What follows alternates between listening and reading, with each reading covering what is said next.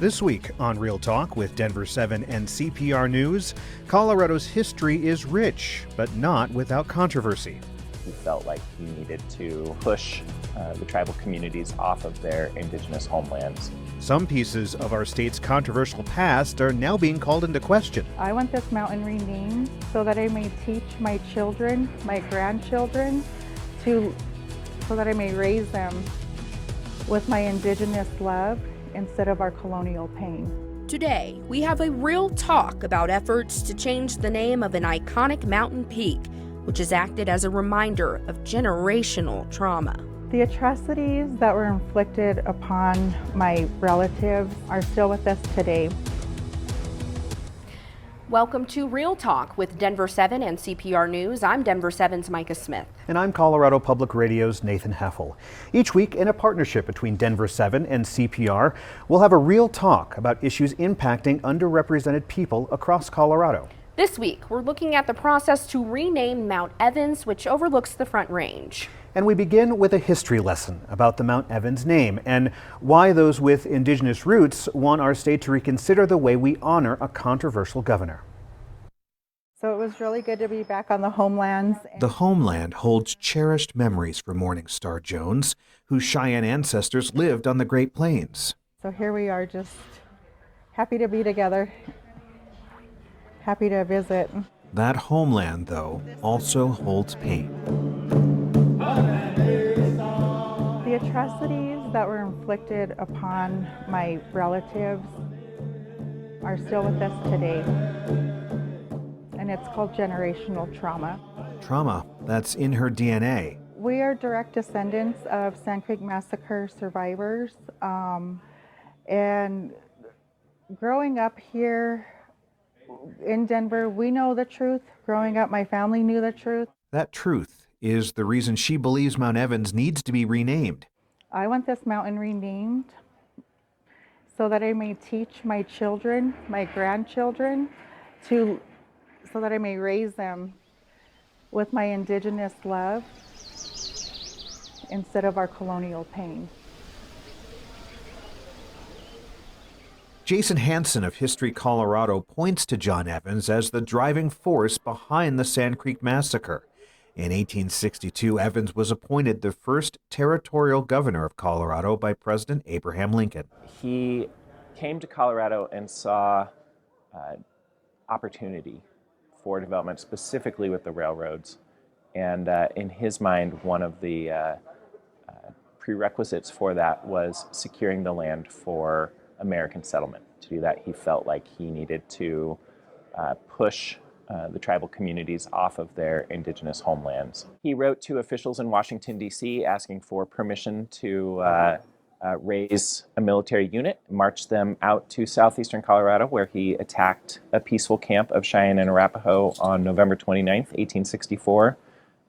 He attacked at sunrise and killed at least 230 of the about 700 people in that camp. Hansen explains Evans was later forced to resign because of the massacre. Nonetheless, in 1895, this prominent mountain overlooking what is now Denver was named Mount Evans. We show our pride in front of our house with the flag. For Morningstar Jones, Mount Evans is a daily reminder of the pain of her people. I've never been to Mount Evans specifically because of the name. It's just a daily reminder of genocide. That feeling you get when you see that mountain there and you know the impact it has, the name, the history that it is tied to, it is something that just hits you right in the heart. And that name symbolizes so much more than just a mountain peak. Right, right. Very tough. We'll get into the process, where the process stands now, that is, for renaming Mount Evans, but we want to continue this real talk about the lasting impact of the name, and we want to welcome Raylene Whiteshield to this real talk. Raylene, thank you so much for joining us. I'm glad to be here. Absolutely. So what kind of reminder is it for you to see and hear the Mount Evans referenced so prominently here along the Front Range in Denver? Well, going back to being raised here in Colorado, I am a Cheyenne and Arapaho enrolled citizen, and I never learned about the Sand Creek Massacre in school. And my children, now that I have children that have gone through the public school system here, I think maybe one or two of my kids have learned about Sand Creek, or, you know, it's just something they did, like they learned a paragraph about. They didn't really learn about the atrocities of really what happened. It was just pretty blanket. 230 women, children, and elderly were killed. Yeah, turn the page. Yeah, Next. next, and then we go on. And Evan, and then now my daughter goes to DU, and so just learning a whole lot about Evans and who he was, and how are we honoring a man so or so racist and so I guess evil, you know, in a sense. And every day we hear, you know, we go past Evans. I mean, you know, there's so many things here in the Denver metro area regarding Evans. And then I have to think about, you know, he was the one that said, kill all hostile Indians. Like, if I was alive in that time period, like I was walking down the street, I could be pretty much killed, you know. So, or my children, or any of my family members. So, And it's this back of mind thought that, you know, for many, you say, oh, Mount Evans looks beautiful today. Oh, we're going to go up to Mount Evans today. Oh, a picnic on Mount Evans, right? It's just such a part of our daily lives. Without knowing that back history. There's a lot of people who don't know this history, Right. which is why we're doing this show today, because we want people to know. This isn't a name that you just throw around. This is a name that has a lot of pain attached to it. Right. Really. yeah, it's almost a name like equivalent to, like in our eyes, as Hitler. You know, like the what he done to us as not just him, but how he was able to govern a militia and govern people, and to authorize like the parade that they had downtown of our body parts, or you know, infants, you know, that were from the womb, and they're parading it down and selling it as trinkets on, you know, lower downtown. So that's something, you know, like, who knows, maybe somebody who has an old house in their attic and they have one of our body parts in their homes because they were sold as souvenirs. That is incredibly disturbing. Yeah. I do want to ask you this. Why now? Why do you think that there's a push now for the name change? Or is this an effort that's been going on for a long time that's just now receiving publicity? I feel like it's an effort that's been going on for a long time. My mom and my grandpa's John Mhula, who the library, Denver Public Library, is named after. I know they have been pushing ever since I was little, like to change like names of rivers and streets throughout Colorado, not just within Denver area, but throughout Colorado. They have been trying to advocate for those changes, and sometimes, you know, it would fall on deaf ears, or, you know, they would get so far and then would get knocked back down. So it's not something that's new. It's not something that, oh, all of a sudden somebody's like, oh, I don't like that name, or let's change it. You know, it's something that's been building up, like progress over time and time. And now we're finally here where we finally feel like we're have a foothold as far as in the foothold within the government, and you know, you have to think about Native Americans. We weren't citizens of our own countries till 1924. Like even 100 years, we haven't been a citizen of the U.S. So. You just go back historically, and I know a lot of people believe, oh, well, that's in the past, that doesn't matter, you know, this stuff, especially like boarding schools and things like that. Like my parents went to boarding school, my grandparents went to boarding school. You know, my grandpa was born in a camp that was run by the U.S. Department. The question I have is that with all of this generational trauma, is renaming a mountain or a river enough? It's a start. I think it's a start to repair a lot of the atrocities that we have gone through. You know, like we suffered so much, and we're the original peoples of this land, and to be disregarded and not ever have a say, like we never had a say. And then we're supposed to turn around and celebrate somebody who done so much atrocity to our people. So, historically, we have to think back, like, do we celebrate these types of people? People who done mass murders, like, we don't do that. We don't celebrate hate, Raylene Whiteshield, I want to tell you, I know this is emotional labor to recount some of this painful history, so I just want to thank you so much for taking the time to be with us here today and to have this real talk. Thank you. Thank you. Well, next, this real talk about the efforts to change the name of Mount Evans takes a look at the process of how we got where we are. Yeah, we hear from the chair of the state's Geographic Naming Advisory Board, as well as explore the significance behind a popular proposal for a new name. This is Real Talk with Denver7 and CPR News.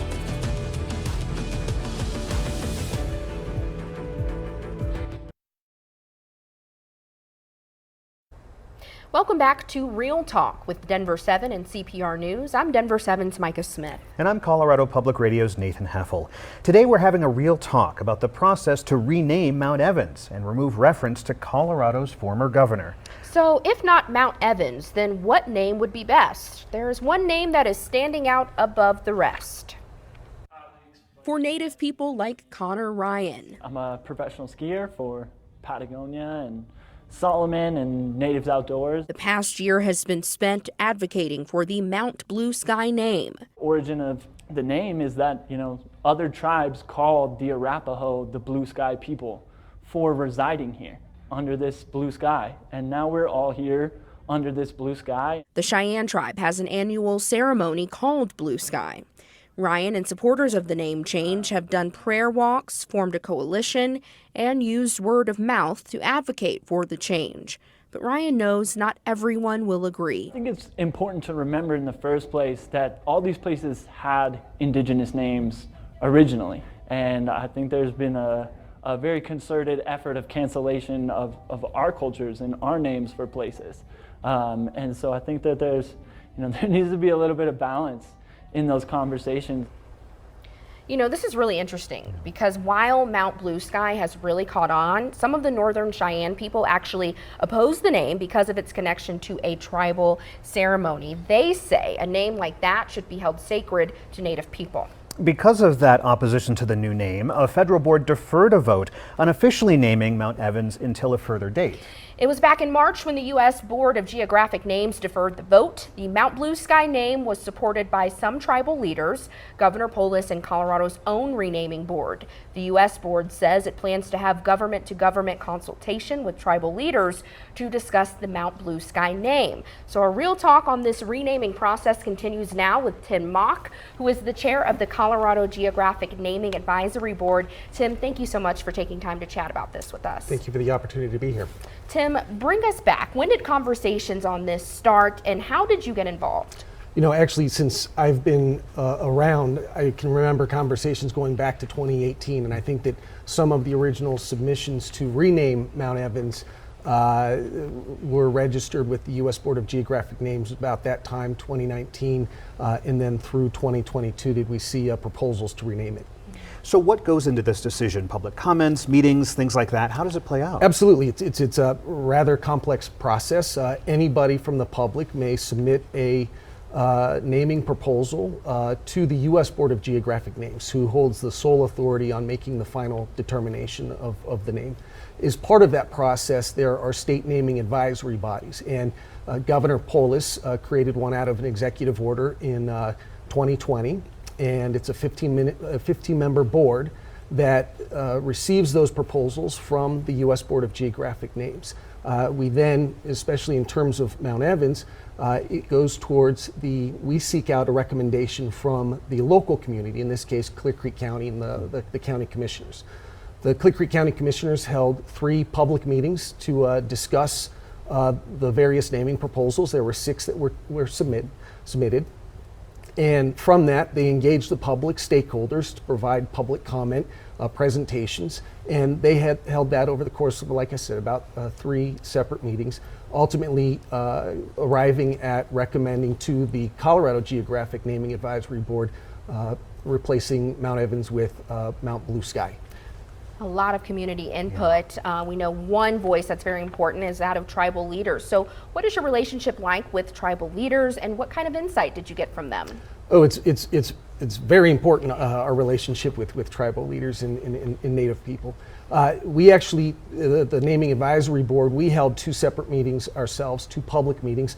The first meeting we set up with members of the various tribes to come on and educate us on the atrocities of the Sand Creek Massacre and Governor Evans' role in supporting that. And from that, we learned a tremendous amount of information, and then rolled that into a second meeting where we listened to the proposals from the proponents of the 6 individual proposals, and ultimately decided that we would support recommending Mount Blue Sky to Governor Polis. So all of these meetings, that name was decided, put forward.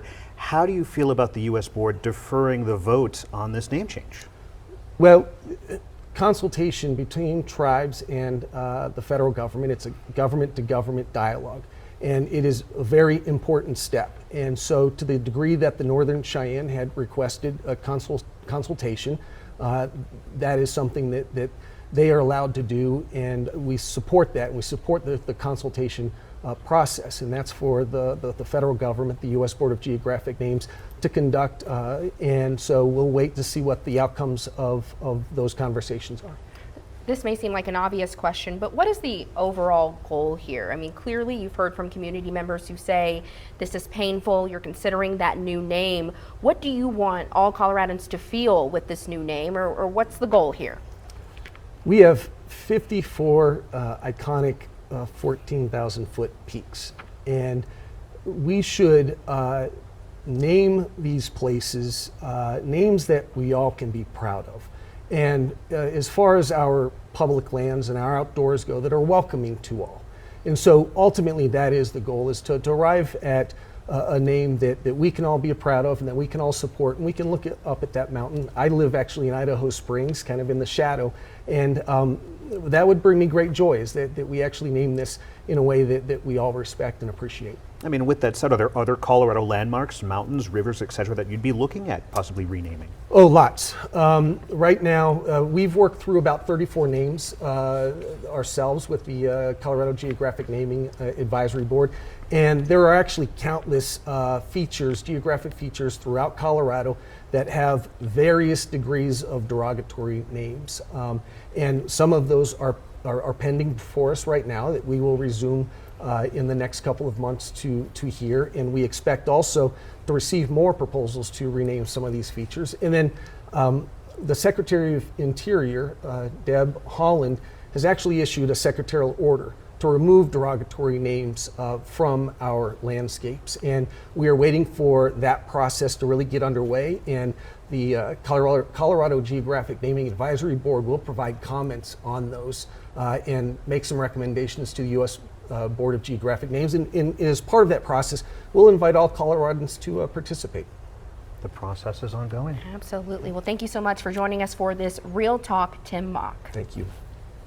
Our Real Talk on the Mount Evans renaming process takes us back to the Sand Creek Massacre site next. Learning lessons from our past goes beyond renaming a mountain peak. We look at the new interest in the Sand Creek Massacre site. This is Real Talk with Denver7 and CPR News.